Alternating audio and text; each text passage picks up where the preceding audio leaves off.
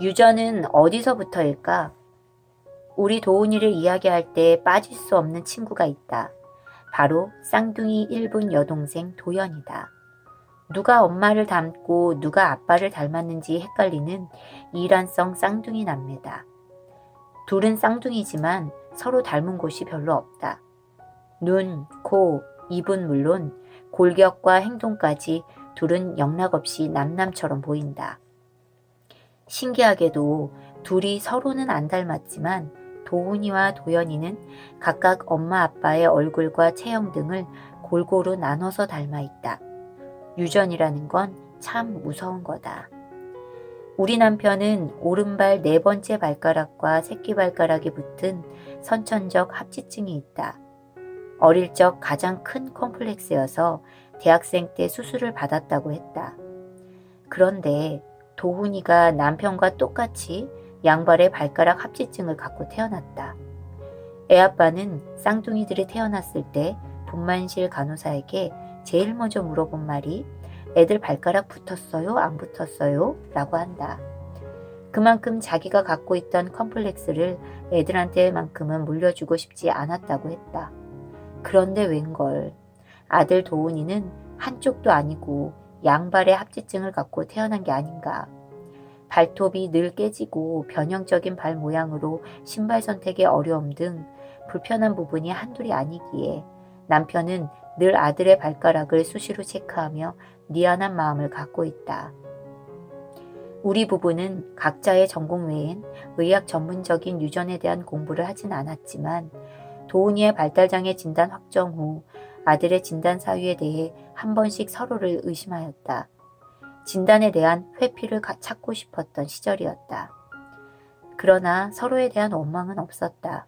다만 그 원인이 무엇일까 하는 궁금증으로 서로의 가족력 등을 꺼낸 적이 있다. 남편 쪽을 보면 친가 조카들 중 어릴 때 아주 약간의 경계성 자폐 성향을 보였던 조카들이 있었다.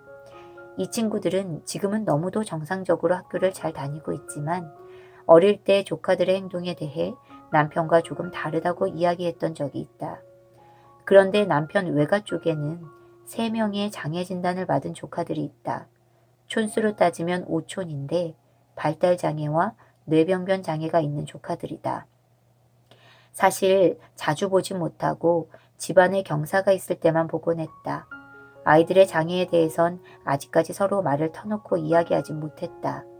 친척지간이라고 해도 마음의 아픔을 다 터놓지는 못하는 게 현실인 것이다.